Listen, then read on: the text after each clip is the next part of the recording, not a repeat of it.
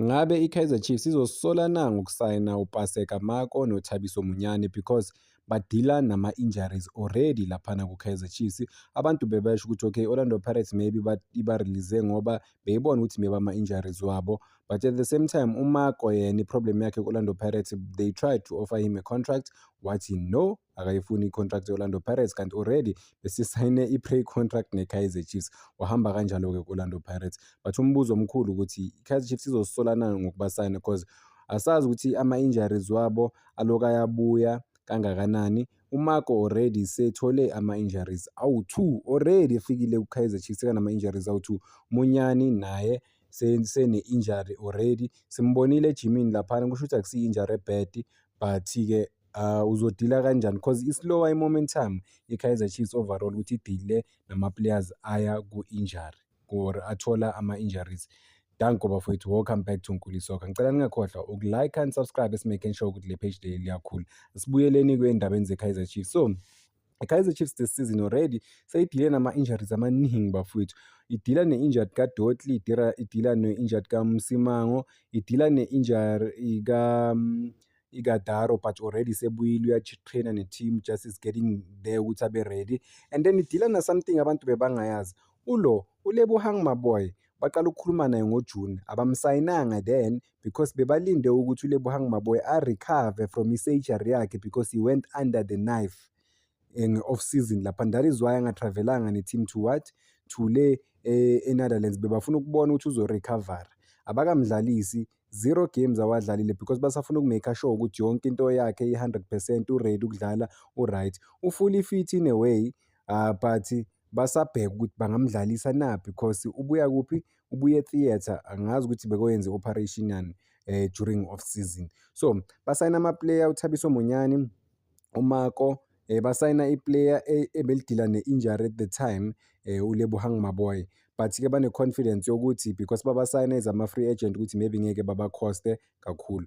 But at what cost basayina lama-player lawo ukuthi azo-add-ana ethimini because once walimala, I mean i-momentum ye-Kaizer Chiefs bafethu beyiphezulu kakhulu before uThabiso Munyane elimale. Walimala uThabiso Munyane, amagoli, they conceded goal especially against iSkhukhune United. They targeted i-side lakhe leli laka-right back because babonile ukuthi uThabiso Munyane akekho, uFrosler akekho strong in terms of defensively. So they penetrated the space that side and they made sure ukuthi ba-expose i-Kaizer Chiefs that side because umuntu othenjwayo laphana ku-right back akekho. So once waba injured, uslowa i-momentum ye-team. Why? Because barelya kuwe and barelya kulama-player lawa baqale ngawo isizini.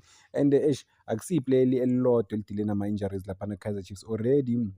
uMcCarthy udile ne-injury naye umfowethu. Siyazi ukuthi ubuyile uMcCarthy, but-ke le confidence aqale ngayo laphana isizini ayikho okwamanje. Kusamele ayi-regain again i-confidence, abuye ngempela akwazi ukukhompitha at the highest level.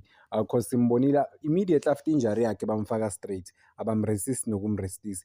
Zange abe ne-good game, bamfaka futhi against le team le yase-Angola, zange abe ne-good game, bamreplacer because bayabona ukuthi hayi man kuyaxega. So sibonile kwamanye ama-game manje starting from the bench, slowly but surely is getting back to his standard of playing. But-ke ama-injuries abulala i-momentum ye-Kaizer Chiefs and badila ama-injuries amaningi. They cannot afford ukuthi bangabi naso i-full squad overall lapha nethimini. Why?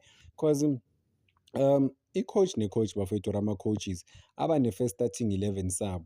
So the coach would have i-first starting 11, abantu abathembayo abawu-11 njalo azi ukuthi hayi laba bayayiqala igame, and then uzoba ne-bench lakhe elisolid ukuthi okay makulimale lo kungena lo uyakwazi ukuqala, and then abanye nje baba ama-plus lapha nethimini. So makulimala umuntu othenjwa kakhulu ethimini, baloke badila nama-injuries, that's a big problem. uMako ungenile, ubuye ku-injury, wadlala, I think it was the 3rd game edlala, if not the 4th game, wadlala kahle kakhulu.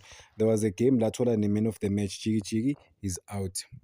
So i-team izo-adjusta kanjani overall ukuthi ibuilde i-team esolid, i-team ezoyithemba if abanye abantu baloke baba-injured. I think siyazi ukuthi ama-injury is part of the game, but khona ama-players aziyo ukuthi usibani uzoba injured. Every season uzodila ne-injury.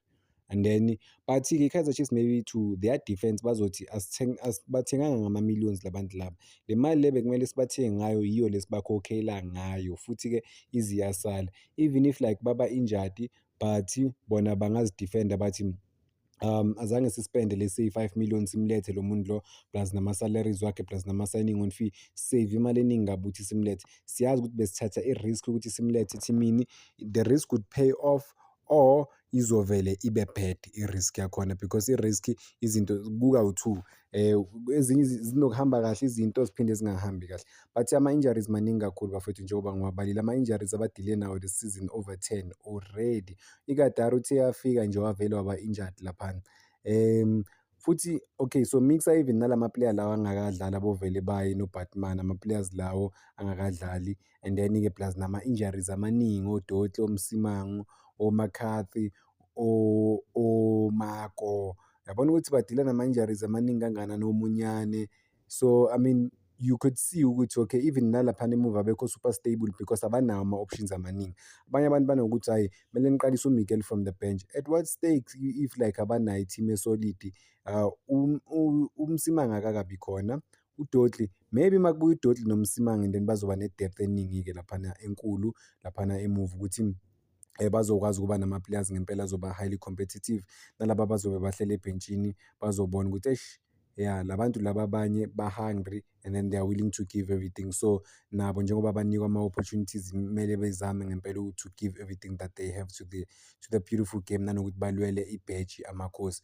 Not ukuthi abanye ama-players azofila entitled ukuthi vele aya-owner ama-positions, but mabane-team enkulu ekwaziyo ukukhompitha and then-ke izinto zizoba ngconywana. But-ke mina ngibafisela inhlanhla ukuthi badile ngama-less injuries abazokwazi ukukhompitha because obvious you never build a solid team bafethu if uzodila nama-injuries. Already core of your players abaningi badila nama-injuries. Already ku-Kaizer Chiefs abakazi ukuthi ubani ozoba i-main striker, abakazi. Abathi bayazi banamanga because yes, abantu abaningi bavuma uMayo ukuthi uMayo bayazi ukuthi uyalazi ibhola kakhulu, so angakwazi ukuba i-main striker ku-Kaizer Chiefs. But nayi i-moment le yokuthi uMayo uqede leli bhola lakalokhunjana, siyazi ukuthi i-moment enkulu kakhulu engambulala in terms of i-confidence, but-ke at the same time angakwazi ukuvuka emaqandeni from leya moment le ukuthi abe highly motivated ukuthi he has something to prove manje, ukuthi a-regain-e i-trust yama-fans because ama-fans am-trust-e without even playing for Kaizer Chiefs. Babhiliva ukuthi uMayo uzokwazi ukubasolvela iy'nkinga zabo laphana phambili, but-ke the moment of ukuba greedy iba-disappoint-ile abantu abaningi. Sobona ukuthi uMayo uzogeyina kanjani noma uzo-regain-a kanjani i-confidence yama-fans. I mean akumelanga azame ukuba greedy, azame ukuprove i-point kakhulu, angaphasi afune ukushutha isikhathi esiningi. Kumele adlale i-normal game yakhe, amagoli azoza if azoza, ngeke eze amagoli overall. But yeah, he's not a bad player, he's a good player. Once wagain i-confidence iKaizer Chiefs izokwazi ukubhenefitha ngaye kakhulu laphana uMayo. Okwamanje I think even nabo amanye ama-player angakadlali ayasho ukuthi given an opportunity ukuthi adlale ayazibona nawo akhompitha laphana ku-Kaizer Chiefs.